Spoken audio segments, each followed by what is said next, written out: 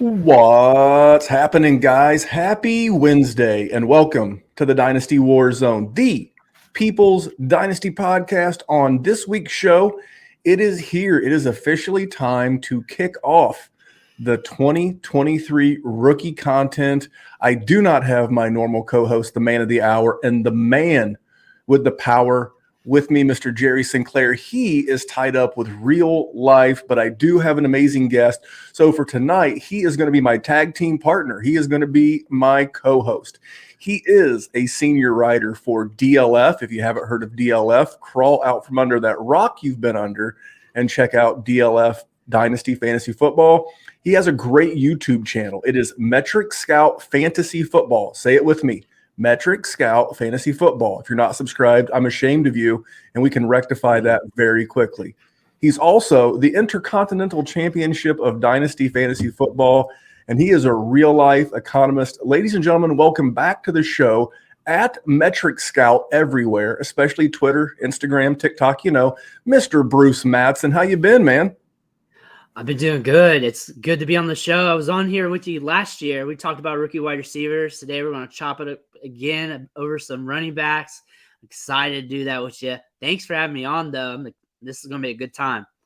Yeah, man, I am really excited. So I love to share with the audience a peek behind the curtain. So we've been recording a lot on Sundays lately. Jerry's work schedule and school schedule have dictated that, Sundays have been our thing. And even though the games have been going on, we've been trying to get them done in the first half of the evening game.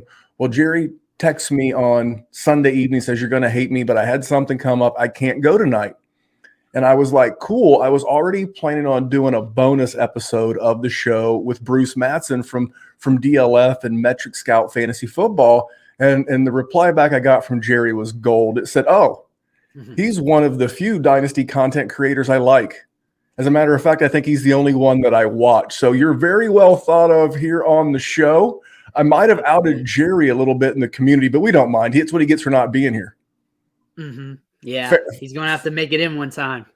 Well, speaking of your YouTube channel, again, that's Metric Scout Fantasy Football. I'll tell you, man, your growth has been impressive and a real joy to see. The last time that you were on, you had just cracked around 1,000, maybe 1,500 subs, and now you're right at 5,000. I think 4.97 as of today. So again, if you're not, help a brother out, man. Let's get Bruce to 5K. Let's make it the WarZone listeners were the ones who went to YouTube and got this man's to 5K on YouTube. So tell us about your YouTube channel and what you got going on at DLF. Oh, I got a lot going on. So YouTube channel, I try to crank out at least one video a day. There's some days I'll get out 2 or 3.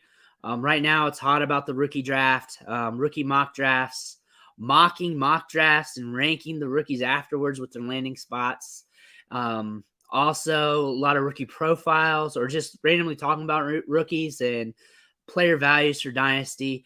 Over at Dynasty League Football, cranking out rankings and articles. I've been over there since David Johnson was a rookie. That's when I started over at DLF. So I've been there since like 2016 or 15 or so. Been there for a while. Always cranking out articles there. The YouTube channel has really been the baby lately. Been trying to grow that. That's been doing all right over the last year or so. So really right now, Dynasty focus, getting ready for the rookie drafts, then lean into more redraft once redraft season hits. Well, there you go. If you're looking for a one-stop YouTube shop, head over to Metric Scout Fantasy Football to search Metric Scout everywhere on every social. You'll find our man Bruce here. And I enjoy him. I'll be very honest. I think your Twitter handle is my personal favorite. You're an economist, so you drop. The economy is important, so you'll drop the occasionally like treasury note, thing here, a Tesla note there. I always appreciate that. And if you want to follow our channel, if you're new to the podcast or new to the YouTube, just subscribe. Just search, same as searching Metric Scout. When you get done doing that, search Dynasty WarZone. You can find us on all the socials, and it's an easy way to help support the show. If you're listening on a podcast, don't be afraid to leave us a rating or review. Now, Bruce, I don't know if we did this segment the last time that you were on with us, but we call this this segment "Good People bad tweets. But in this case, it's me. So maybe it is a good person with a bad Always a tweet. good person. Well, I appreciate that. But I was going to hit you with one, but because you are an economist and you do understand business and finance terms, I'm going to hit you with a tweet that I sent out earlier. But before I do that, our main man, Mike, in the YouTube chat, he likes this intro. So I'm going to give that to him. The Crip Mac on Hood. A little on Hood intro for good people, bad tweets. So this is what I tweeted, Bruce. People that think, quote unquote, Trey Lance won't be traded due to the 49ers investment in him need to read up on the sunk cost fallacy. And for those that are not familiar with the term sunk cost fallacy, that is defined as a noun, the phenomenon whereby a person is reluctant to abandon a strategy or course of action because they have invested heavily in it, when it is clear that abandonment would be more beneficial. And they have like a little, they use it in the sentence. The sunk cost fallacy creeps into a lot of major financial decisions. Now, Bruce, I'm going to throw this to you as a real world economist and a dynasty gamer. What do you think about my analogy of saying the 49ers should just adhere to the sunk cost fallacy and potentially move Trey Lance? And then what are your thoughts on Trey Lance and his dynasty future? And it looks like Bruce has frozen up a little bit. So I am going to stall and I'm going to tell you why I think that it is reasonable to get Trey Lance out of San Francisco. So, but we have Bruce back. There he is. So what do you think about my use of the sunk cost fallacy as it relates to Trey Lance? Can you hear me okay? Trey Lance and the sunk cost fallacy with the – yeah, can you hear me? Absolutely. Have you back on live. All right, cool. It's glad to be back. So Trey Lance, sunk cost fallacy. So with the Niners, looks like they got two roads they can go down, and they could either deal him away and get some capital and go with what they have here at quarterback, or they are captured by the sunk cost fallacy and they're like, I can't deal this asset away because I already paid too much for him, and maybe we just let them battle it out in camp. We'll hold out on them. So it looks like they might be at a crossroads with that. I don't know historically if they've even been in this situation with this front office, how they'd handle that long term or what. But looks like with the sunk cost fallacy, they could either ignore it, try and get some picks out of this, try and move on, go with what they got, or keep him and just see what happens. Maybe they're captured by it and they want to live by the sunk cost fallacy, and that gets them, because it gets a lot of people by surprise, that sunk cost fallacy. Just thinking that you paid so much for this asset, you already got them on your roster, or you just bought this new car and it's not working too well and you just can't get rid of it because you don't want to take that initial loss, even though you're not going to get any gain, or you already got your gain from something else and you can sell off. So it looks like they're at a crossroads with that. That's going to be very interesting when we get to the offseason. Yeah, and it's not that I'm anti-Trey Lance. I think the take on Twitter is that I don't like Trey Lance. Nothing could be further from the truth. I think he's a fine prospect. But if you want, he'll be going into year 3 of his rookie contract, whereas Brock Purdy will be going into year 2. Being a 7th-round pick, he's a lot less of a cap hit than a first-round player. And I know you essentially use 3 firsts on him, but, Tennessee makes good sense. You would get him out of the NFC. You would get him to the AFC, where you would only see him in Super Bowls or once every 4 years. And the new Tennessee GM, Rand Carthan, is now the GM of the Titans, and the Titans need a QB. So I don't know that you're going to get their 11th overall pick for Trey Lance, but maybe you could get like their, I think, what would that be? Like 43, 44 for him, maybe a second and a third in 24. Yes, you're taking it on the chin, but I think keeping them both around is fine, and you let them have a camp battle, which sounds good now. But when one of them wins, if either one of them goes through a struggle where they lose 2 or 3 games in a row in like weeks 5 through 7 next year, you know what the crowd's going to do. You know what the media is going to do. Everyone's going to call for the other guy. I think this is a loser leaves town match, and I think it would just be simpler because of the financial ramifications that allows you to keep, or keep a Nick Bosa, keep a Trent Williams, keep Debo, and not only that, it would make you more active in the free agent market to continue to add, because you would have literally 3 more very cost controlled years of Brock Purdy. So that's why I would do it. What are your thoughts on my take?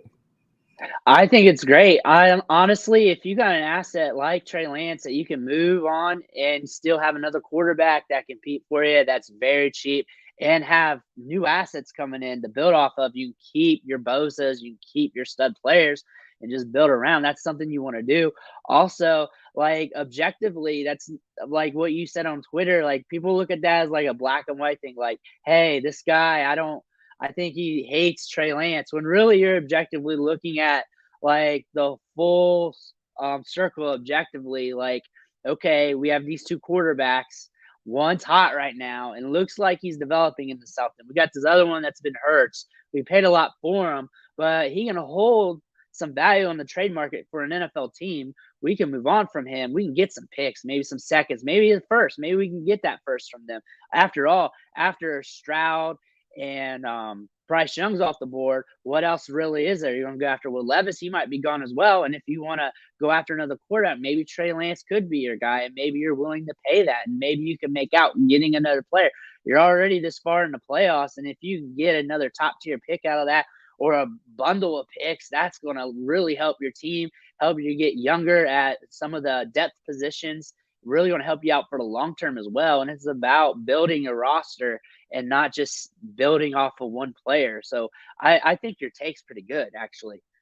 I mean, think about it. It's not like we're sending him to purgatory. We're sending him to be supported by Derrick Henry, Traylon Burks, the rookie tight end. I don't even want to dare pronounce that guy's name. Yeah, that guy. So him, Bobby Trees is still there. Maybe you add another wide receiver in the draft. That's a pretty neat little young offense in a division that outside of Jacksonville's not that stable. So we're not sending him to like the XFL or the USFL. We're sending him to a really good spot where he could flourish. So I'm not anti Trey Lance. I think I'm actually trying to help him and your dynasty value by keeping him out of a weird situation where it'll be a constant start in San Francisco. So that is our segment, Good People, Bad Tweets, and that is brought to you by our patron, patreon.com/Dynasty Warzone. So without Jerry here, we cannot announce the contest that we're going to give away a 1-year scholarship to the patron and 1 year's dues of an orphan. So you're going to inherit one of our orphans. And speaking of orphans, the next 10 people that DM me after signing up for our patron will get an orphan on me. Details and terms and conditions of all that, just hit my DMs at DWZ Memphis. I'll cover that. But we're getting ready to start startup season. We have 5 orphans to fill out of 15 leagues, 12 players per league. That's a pretty good orphan rate, wouldn't you say, Bruce? Yeah, that's pretty good. So what is that? I can't even do the math. It's like 180 GMs. We're only filling 5. It's like what? It's less than a 3%, orphan rate. That's pretty damn good. Yeah. So if you're new to Dynasty, you're looking for a safe place to play, want to hang out in a good group chat, get bonus content, one-on-one help with your roster, check out patreon.com/Dynasty Warzone. So that is the preliminary matches. Let's get into the main event, the rookie running back class. We always start with running backs. Why? Because there's never enough good ones, and we're always looking to add more. Now, this year's class has got a bit of a unicorn. I would say he is the hottest running back prospect I can remember since Saquon Barkley, and we're going to talk about Saquon Barkley during the conversation around Bijan Robinson. But Bruce, when I say the name Bijan Robinson, what are your initial thoughts, things that you think about Bijan as a dynasty asset? Clear 101, I assume? Yeah, there's a lot that goes through my mind because there's a lot of different things you can do with this pick. And he is an enigma because he's already so valuable. You just sit back and watch people talk about him. some people already got him as the RB1 in Dynasty. Some people got him right behind Jamar Chase and Justin Jefferson. And then you watch him as a prospect throughout the years, and you can see why the market's looking like that. And the value's so high. And it's something we really haven't seen. Saquon Barkley, when he was coming out, the market wasn't really that woke on him like they are on Bijan Robinson. But Robinson, like when you look at the market at running backs right now, that's kind of indicative to it. We're about hitting this great running back reset right now where we got a lot of running backs who are about 25, 26 years old, 24 years old, switching teams and all that stuff. A big shift in the ties, and then we get this unicorn coming in. It's really making things very impactful in the dynasty markets. Definitely a 101 in the formats right now, but there's also a lot of strategies you can run with them too. Yeah, for me personally, we were talking before we hit the record button. Again, that peek behind the curtain as to what we're talking about. You know, Bruce has been playing Dynasty for about 13, 14 years, and I'm right there in that pocket with him around 15. And I think sometimes we get so caught up in the moment that we forget there's been other great running backs to come through for Dynasty.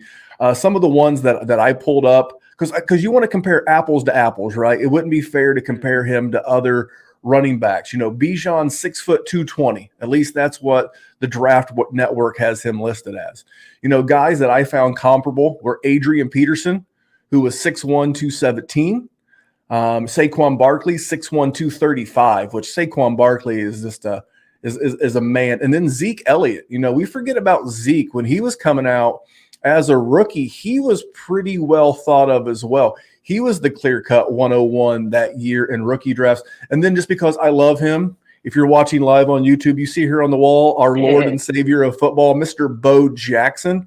He was 6'1", 230. So I did some comparisons, and if I had to rank the guys, now Bo's always 101, so Bo does not count for me. But if I were ranking the other four, I would have had Adrian Peterson as my top running back of those four. I would have had it Peterson, Barkley, Bijan for now. And let me do say for now. His combine metrics could elevate him up a spot or two. But Saquon Barkley's combine metrics are a thing of legend. They're almost perfect, especially size adjusted for a guy who is 6'1", 235. And then I would have Bijan just ahead of Zeke Elliott as a rookie dynasty prospect with what we know today. So that would be subject to change.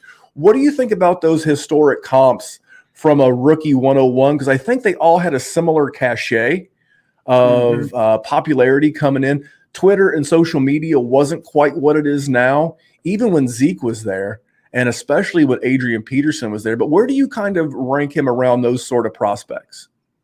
Probably neck and neck with Saquon. Probably somewhere around there. Maybe Saquon with a little bit of a lean, but probably neck and neck. I think just player for player, not even thinking about the market right now, but I probably right there. Maybe Saquon a little bit more, but probably neck and neck. They're pretty close. Whenever I think about Bijan coming up these last couple of years, I've been using Saquon as a litmus test for that, just comparing that. Definitely ahead of Zeke, especially just from what we've seen. Bo Jackson is just on another world. He's mythical. So I'm definitely not going to put a true unicorn. I just bring him up because we love Bo in this shop. Like I said, if you're watching live on YouTube, you have your Roger Staubach jersey hanging behind you on YouTube. I've got Bo Jackson, the ball player. He's got the baseball bat across the shoulder pad. So that's not fair. Where would you put him in relation to AP? Because AP was, as a freshman, was dominating in Oklahoma. I think a lot of people forget how good AP was. He was they do. Good. This guy was different. He was different compared to both Saquon and Bijan. Bijan and Saquon, they run with power, but they also got a little finesse in their game. Peterson's more like, I'm going to run you over. I'm going to be assertive, and I'm just going to take it all. And you just don't see that too often, especially anymore, especially with his size-adjusted athleticism, his ability to just put his foot in the ground and just go.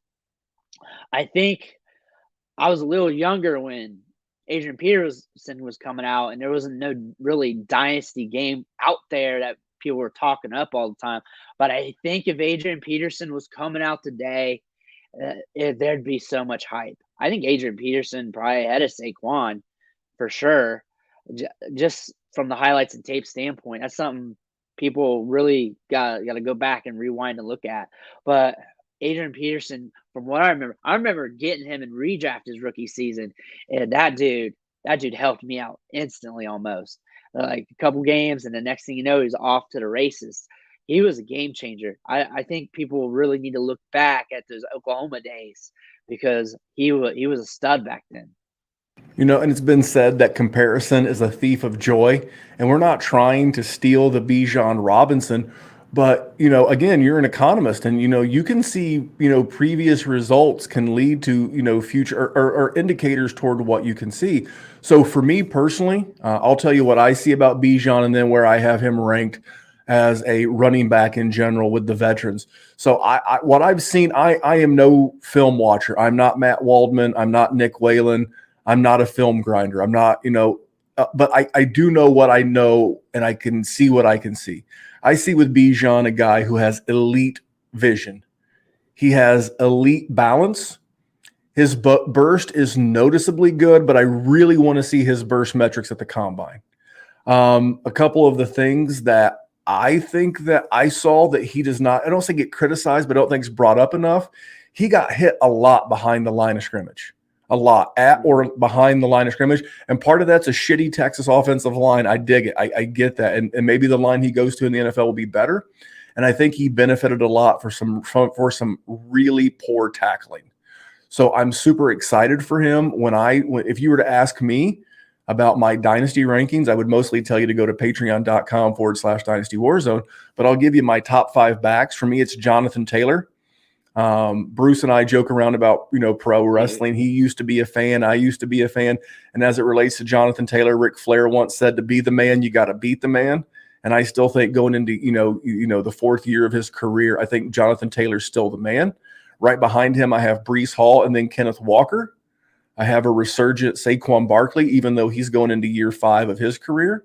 And then I have Bijan Robinson. So I'm giving him a lot of love. I'm putting him ahead of Christian McCaffrey. I'm putting him ahead of, you know, some of those guys that have been uber successful. So that's my final wrap up on Bijan. What do you think about my film watching in quotes, and my where I have him ranked in a dynasty startup amongst his running back peers? I think that's pretty good. He should be definitely in top 5, and it should be very ambiguous once you get up there because those running backs are very valuable. I think as a prospect standpoint, when you're looking at Hall and Kenneth Walker, I think coming out, Bijan kind of trumps them. So if you want to have them ahead of them, you can. Or if you want Breece Hall ahead of them, you can as well, since you've already seen what they've done in the game, especially with Kenneth Walker as well. I would personally probably have Bijan ahead of them. But on top of that, with you having him ahead of McCaffrey, I think that's a smart move considering the age and considering what Robinson is as a dynasty asset right now, because he's going to hold his value for a bit. And even if he loses value, he's still going to have value. And then also from your film watching, I've seen all the same stuff. This dude's electric. He's got burst and vision's great. And one thing I want to talk about is what he does in the passing game and how good of a receiver is. I looked it up today. He had an average depth of target of 6.8 yards. Usually running backs are around 0 or below that because they're catching a lot of passes behind the line of scrimmage. So that means they're letting him go out there, run routes. He's getting targets. That's really good. He also averaged 11.7 yards after the catch per reception. That's up there. That's exceptional. Usually 10 is good. Usually 9 or 8 is good. But he's at 11.7. That's real solid. Led all running backs with 104 missed tackles, and then had 4.17 yards after contact per attempt. And he was getting hit in the backfield a lot. That dude's slippery. Got you 1,500 yards and 8 touchdowns. He was productive behind the offensive line. And there's just a lot of good things you can say about this dude. He's explosive. He's multifaceted with how you can use him in the passing game, how you use him in the running game as well. He's an overall joy to have. And any NFL team that gets him is going to be better. There's just not a bad situation he can go to and be bad. He can go to a good situation, ball out. He can go to a bad situation and ball out. He has a lot of upside that we can crack into. Well, I think that is all very well said, and I will wrap it up on this. I have him as 5 currently, but when we're going to talk about the best landing spot for these rookie running backs here in just a bit, but if he were to land in Miami, which is my 101 landing spot for a rookie running back, I don't know that Miami has the draft capital now that they traded for Bradley Chubb and lost a first due to shenanigans involving one Thomas Brady. But if they were to manage to find a way to get him, or Buffalo, I know we all like James Cook and we like Devin Singletary, who's a free agent, but if he were to wind up in an elite offense where he could be the man, then maybe he does springboard to 2 or 3 ahead of some of the other guys. But right now, this is why I update my rankings all the time. This is how I feel today. How I feel after the combine may change. How I feel after the NFL draft going into rookie draft season may change, so stay tuned. So if you actually read, and I know some people might, if you actually read the show title, it says 5 good running back questions, but you know what? I'm the host. I'm in charge. I'm going to ask 6. So guess what, motherfucker? Guess what? We're going to ask Bruce 6 questions about rookie running backs. So Right. you can answer any of these questions with the name of anybody except Bijan Robinson, okay? Okay. So we're going to give you the first guy. Who is your favorite running back in this class? Maybe he's not the best. He's just Bruce Mattson's favorite guy coming into the combine and the draft season. My favorite right now, and a lot of people liked him. I felt like going into draft season, but things are starting to get quiet on him. So he's starting to become like an underdog. And I kind of like underdogs, is Sean Tucker from Syracuse. What I like about him is the speed, the production in 2021. You're talking about a 1,500-yard back and 1,000-yard back this year. Good burst, a track guy out of high school, even suited up in track at Syracuse for a little bit. I think he ran I forget what meters it was, but it was like 13 out of 26. Average depth of target of 2 in the passing game this year. He was running a lot of wheel routes, getting downfield, getting deep targets. His roll changed. He ran 15% of his snaps in the slot this year, just getting a lot of workload in the passing game. I feel like he's got a little bit of that Travis Etienne in him, where you can use him in the run game, but also use him as a passing weapon with that speed and that burst. I think that athleticism is really going to catch up on people when we get to the combine. It's also going to catch up to a lot of NFL teams too when they start scouting him, when they look at that and they find out what's going on with him. Well, I clap. So I mute my mic when the guest or co-host is speaking so you don't hear me, but I'm clapping. If you're watching live on YouTube, I'm clapping. Now, again, I am not a film grinder, but I know what I like and I know what I see. And Sean Tucker, here are my notes. I'm like, goodness, the tackle breaking. My second note was love the size and them quads. He's a big-legged fella. He's 5'9", 210. That's a great size for the NFL. The stop-start on this guy is amazing. So that is attributed to his burst. It's like he can stop, and then like within 2 steps, he's like already back up to full speed. And then my final note was vision on vision. His vision is awesome. He has this move, and I saw it a lot as I was watching some highlights and a little bit of tape on him. He does this move where he starts inside and he literally does like a 1-step hop, hops off tackle, and he is gone.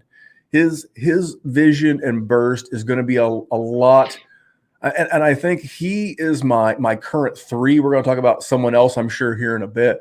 I think that's a great call, man. Sean Tucker, and it's spelled like Sean Connery, so that's always a good thing. Sean, Sean Tucker. If you've not done any research on him, check him out. So I love that answer. Who's going to be the value of this class, Bruce? So when the NFL draft is complete, and who's going to be the guy kind of like a Tyler Algier who goes like later in those mid rounds and winds up being a sneaky value in this class? It's hard to tell with how good this running back class is. I kind of got 2 guys for it because one guy might pop up there and the other guy I know is going to be down there. But Kenny McIntosh is a guy that whenever people talk running backs, he's kind of slipped down there in the bottom part of the 10. Some people got him up there, but he's got speed, burst, catches the ball in the backfield, got enough size to him to his frame, but I wouldn't be surprised if the NFL likes him since he's from a big program like Georgia and pumps him up their boards, and we see him go in the second round, early third round or something like that. And then my other dude, since we want to go a little bit lower here, is Muhammad Ibrahim from Minnesota. Big, thick running back, very productive, coming off an Achilles injury and rushed for damn near 100 yards in every game last year. This dude was efficient, and he can be a between the tackles grinder for an NFL team. And if he goes in the right spot, gets the opportunity, he could run away with it or be part of the committee, get you some production, but he could be a sneaky guy there at the bottom as well. So those are two guys I got there, depending on where McIntosh goes. He's my top one of the two, but I have the suspicion he might get drafted a little higher than we expect. So I wrote down, so this is what we call on the Dynasty WarZone a writer-downer. I've done my research. I've researched about 8 running backs. I was not familiar with those names. So it was Kenny McIntosh and the other gentleman? Muhammad Ibrahim. Muhammad Abraham. He's an older. Go ahead. He's an older running back. He feels like he's been at Minnesota for like 10 years. But yeah, he's been solid. So these, to me, we're going to talk about landing spots here in a bit, but these, to me, sound like the kind of guys that I would love to be drafted on teams like the Saints, the Vikings, the Cincinnati Bengals. Why did I pick those teams? They all have one thing in common. They all have a running back, a veteran running back on an expensive contract that'll be going into year 7 of their career with, guys like Joe Mixon, Dalvin Cook, etc., Alvin Kamara. These are guys that are young. They'll be drafted as cheap players because all the teams I mentioned also have their own cap issues. So those are the kind of guys, and because they'll land behind a quote-unquote stud, and those guys are studs without question, but they're all older. And so there's value in those young guys. So remember those names as we move toward redraft. Excuse me, as we move toward rookie season. My next question, sir, is going to be who is going to be overdrafted based on their college resume? And when I say overdrafted, so who's going to be the guy that within the Dynasty community on Twitter, podcast, YouTube, etc., who is going to start getting a lot of hype based on their college resume or their physical tools, and who is going to maybe not produce at the pro level, but people are going to like beforehand? So there's a few of these guys because we got a lot of good running backs here, and they're kind of in the minutia. I'm going to change my answer here, and it might be the same for 2 of them. Zach Evans, actually. Like, I love what I see on tape. I love the athleticism. I love the size-adjusted athleticism and all that stuff. But his production resume is a little scary. Like, at TCU, he was set out to be the guy, wasn't the guy. Then came over to Ole Miss. We all thought he was going to be the guy. Then, of course, Quinton Judkins was solid. He's an impeccable freshman. But you got to be taking that over. You got to be taking that over if you're going to be like an RB2 to RB4 ranked running back in a Dynasty rookie draft.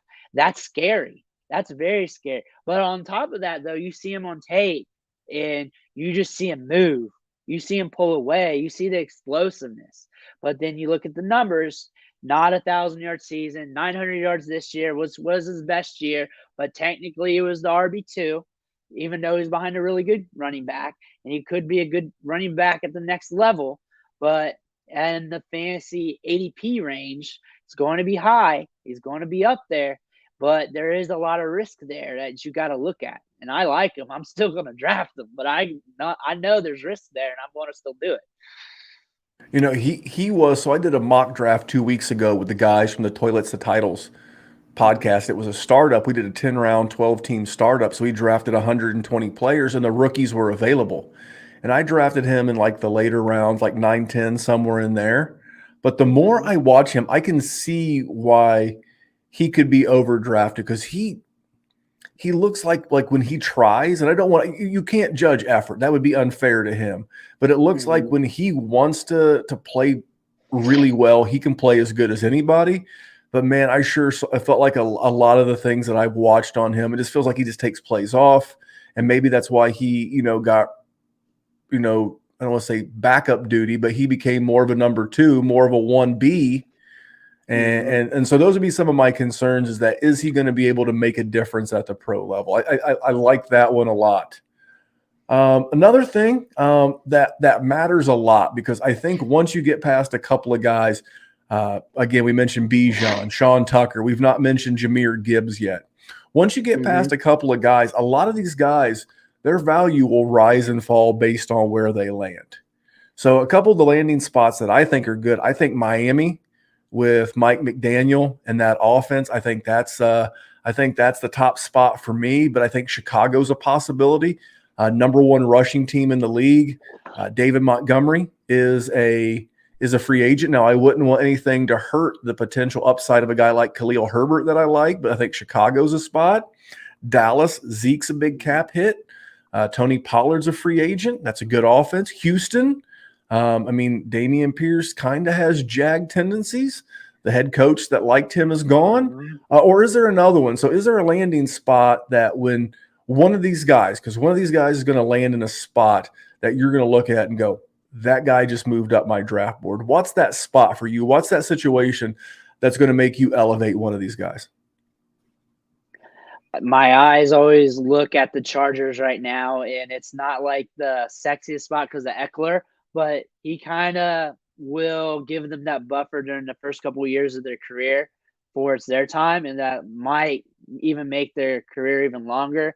Plus, the backup running back there is always expensive and always does well, and I feel like that could be a good tandem. And before they hand off the keys to the new running back, especially they catch them round 2, round 3, round 4, or something like that, especially if it's a mid-round pick, and we are going to have some talent 4th roundish that can catch the ball in the backfield, that has burst, that can have some size.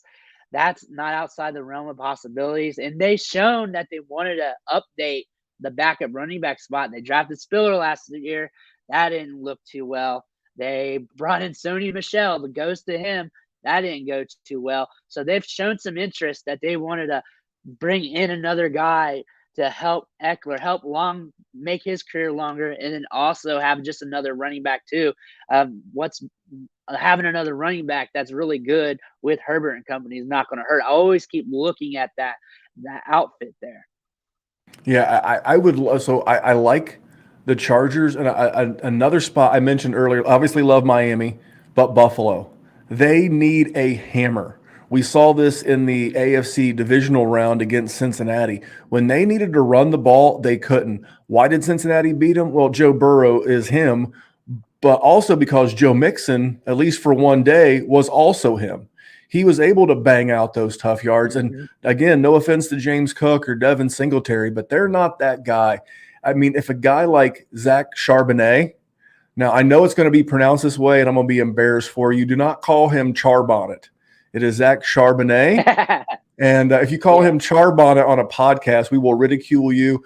But a guy like Zach Charbonnet, even Zach Evans, a guy that I like a little bit, Tank Bigsby, I want a big dude. I want a big athlete in that offense so that you can get creative with a James Cook. You know, you can line him up the way that the Niners do, Christian McCaffrey, and you can do some things. Same thing with LA. I think that's a beautiful call where you can use a new offensive coordinator coming in there now that Joe Lombardi has been fired. You can bring in an offensive friendly system that will allow these running backs to where I think next year Elijah Mitchell is going to be a value because he's going to continue to get run because in the regular season you're not going to want to wear down Christian McCaffrey. So I think those are all good landing spots we'll be looking for. So I've got you for 2 more questions. So this is the hard one. No one wants to answer this question. You feel like a bad guy. If you put it on Twitter, they cuss you because you're calling someone a bust. But who do you think out of all the prospects you see that have had success at the college level that are the most likely to not have success at the pro level?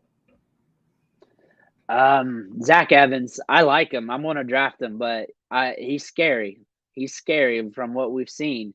And a lot of the other running backs, what we're talking about after him, they're a little cheaper. So point where, like, if they bust, they're not really busts, but he's drafted in the first round.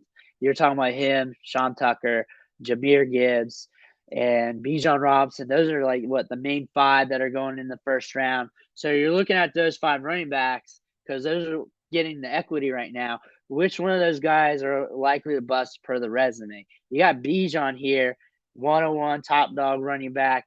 You got the receiving skills. You got Jameer Gibbs, Alabama protege, catches the ball in the backfield, was solid at Georgia Tech. He's been good at 2 programs. We got Sean Tucker here. We've already talked about him. Solid. And then who was the other guy? Zach Evans. Just scary, but you see the upside on tape. You want to chase the upside, that unicorn. But you also can't ignore that he's scary as all get out. And that's the thing about it. Like, you have to just roll the dice, close your eyes on him. But you also got to realize this guy can catch the ball in the backfield and in the right situation, put his foot in the ground and go all the way. It might be a situational thing. It might be just him growing up. I don't know. I don't know the guy, but I also know that from what we've seen in these last 3 years, him being a 5-star, him with this elite athleticism, him with all this hype, and then we come in and we ain't got no bonkers years, and we've been waiting for that. But what we've seen was some amazing highlights when he does have the ball in his hand. So there is some speculation, and you got to speculate on both sides. Well, I love it. I will tell you mine. The guy that I'm a little is Zach Charbonnet, aka Charbonnet. We may call him Charbonnet from now on here on the Dynasty. Because here's my thing: it's like he thinks he's shiftier than he is. He acts like sometimes that he thinks he's that 200-pound scat back. I'm like, fella, just run like the 220-pound hammer that you are. So if he lands on a good offense, but I know that he's very well thought of in the Dynasty and Devy community already.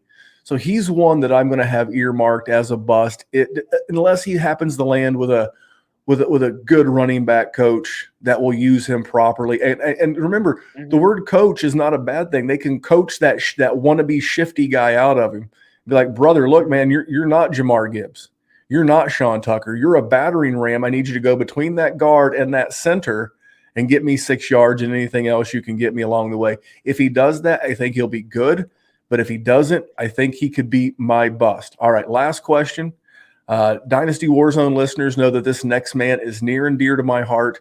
He won me a lot of money. I mean, a lot. Like, don't tell the IRS a lot of money a couple of years ago. But his name is James Robinson. So who is going to be your small school undrafted free agent potential guy that's going to come along? We're not holding you to this. Your success rate does not have to be super high here. But who's that guy in like the 5th, if your league has a 6th-round rookie draft, or maybe even a UDFA? Who's a name that we need to know going into the NFL season that we're not going to hear a lot about on other podcasts? Well, I'm surprised a lot of people aren't talking about this guy. I had to double check a few times that he declared, and I still might be wrong, but I'm pretty sure because I saw in a lot of publications. But Lou Nichols from Central Michigan. So he had a down year this year in 2022, rushed for 700 some yards, had some injuries. They were undisclosed, so we don't have the history on that. So I checked his Instagram. Looks like he's working out. He's looking good. He's looking jacked and rocked up. Big, thick, physical running back. Rushed for 1,800 yards in 2021, double-digit touchdowns. And the thing about it is the Devy community was talking him up. The college football guys, whoever on Twitter or whatever, they were talking him up. Now he's declaring for the draft. And sunk cost fallacy, recency bias, a lot of people are forgetting about him. And I get it. We got a lot of good running backs. But this dude is jacked up, rocked up, has production. And I'm checking his Instagram right now. Dude looks like he's in shape, so he couldn't have been that badly hurt to where it really asphyxiated him. So it looks like he's ready to go for draft season. Looks like he's probably not going to be highly drafted because we didn't have a good 2022 season. 5th round, 6th round, 7th round UDFA. But, man, this guy can run. Watch out some of his highlights back from Central Michigan from 2021 when he was taking over. And a lot of people were on board with him. A lot of people were excited for him going into this season. And he could be that guy that comes out late this year and really surprises us. All right, man. Well, I like that. So if you're watching on YouTube and you see me pick up the phone, that's me taking notes. I got my wireless keyboard over here. I can't be hammering away, click-clacking keys while my man's trying to give us a great answer, but I can silently jump on the iPhone, and I wrote down the name Lou Nichols. Now, if you search Lou Nichols on Twitter, you'll see there's one with an E and one without an E. He is the one without an E. Nichols. Lou Nichols. And then search Central Michigan, and you can find him there. And speaking of finding him, man, you can find Bruce everywhere. Search Metric Scout. You mentioned what you've been doing. What are you going to be doing in the next couple of weeks? You said daily videos, sometimes multiple videos. Those are my favorite. I'll be honest. I like doing long form podcasts, 45 minutes, an hour, if you will. But I also like consuming Instagram, TikTok, 1 minute type videos, which you are the king of, in my opinion. So tell us about the Metric Scout and DLF. So here recently, honestly, I go with the flow. I don't really have anything scheduled when it comes to the videos. So today I did a rookie mock draft. I pretty much did a collab with my rankings and stuff, and it did it strategically with how it would draft players. So it's not a ranking. It's very fluid, but I unloaded that. I'll probably mock some mock drafts this week. And I've also been going over a lot of rookies, just a pure video, about 4 to 10 minute video on a rookie. I'll pick one out. I'll jump on their tape, watch them up, and do a video on them. If I touch a player, like if I research a player, I watch them on tape, go over the metrics or whatever, my rule of thumb is I got to do some kind of content on them, whether it's a short video or a long form video. On top of that, I started doing more shorts, a lot more TikTok shorts, and I've been throwing stuff on Instagram as well, and mixed from my long form content and is doing quick one-off videos on some of the rookies as well. So you're going to be seeing a lot more of that. It's just something new. I've been trying to do new stuff every month or so, just adding to it, just trying to get some new wrinkles out. And then at DOF, I'm always covering the rookies this time of year. Usually 3 or 4 rookie articles every couple of weeks coming out, the rookie rankings. I'm always good for that. Also, new thing I started doing is I've been doing some YouTube for 4 for 4, helping them out. So I've been dropping a Dynasty video, long form, one of them a week, and then one short a week. But that's all I've been doing lately. Hey, I like how you threw at the end, that's all. This guy is, as the shirt says, working harder than an ugly stripper. This guy is out there getting after it. Yeah. He is putting out awesome content. I mean, you heard Jerry's review via the text message that he sent me. He loves Bruce. I love Bruce. Bruce is the king of Twitter. He is in my top favorite follows. Every time I see the picture of Mr. Kurt Hennig, I know Bruce is going to be bringing some Twitter goodness for us. So make sure you follow him everywhere. Make sure you follow us everywhere. If you're listening on podcast, subscribe to the YouTube. If you're listening on YouTube, subscribe to the podcast. And you know what? Jerry's not here, but I'm going to make an executive decision. So for the next 2 weeks, today is the 23rd of January. All you have to do to be entered in to win the Patreon scholarship is go to Apple or Spotify, leave us a review. And the review just needs to say Patron Scully. Now you can hit enter and write some nice notes about Jerry's beard or his hats or my new lights or whatever that blue hell you want to talk about. But just write in the review. And if you've already done one, I appreciate it, but I need you to do another one. Steal a coworker's phone, go search Dynasty WarZone in iTunes on their phone, and just leave Patron Scully, or you can write scholarship, and then your email address or your Twitter handle. I'll find you. We'll draw the winner on the 7th of whatever that odd Sunday is, like the Pro Bowl Sunday, the weird new Pro Bowl thing. We'll draw it then. If you're interested in the Patreon and you're interested in how you get an orphan and how to join up, hit my DMs at DWZ Memphis. But guys, I am so proud to have kicked off rookie season with Bruce. Again, a tremendous follow. We'll be doing more of this. We're going to be doing wide receivers. We're going to be doing everything. More great guests. Maybe not as great as Bruce, but we're going to have some great guests this year. And we're going to do a lot of good stuff here at the channel. My man Mike is now in the chat. So this one's for Mike on the way out. He likes a little bit of a good soundboard drop. So I'm going to hit him with this on the way out. The Crip Mac on Hood. On Hood. So we're going to get out of here. Y'all tap in with it, kid. So we're going to get out of here. Remember, on behalf of Bruce, I am Memphis. And here at the Dynasty WarZone, we're just trying to make the world a better place for fantasy football. Be back here with a lot of content this week, guys. Thanks for tuning in.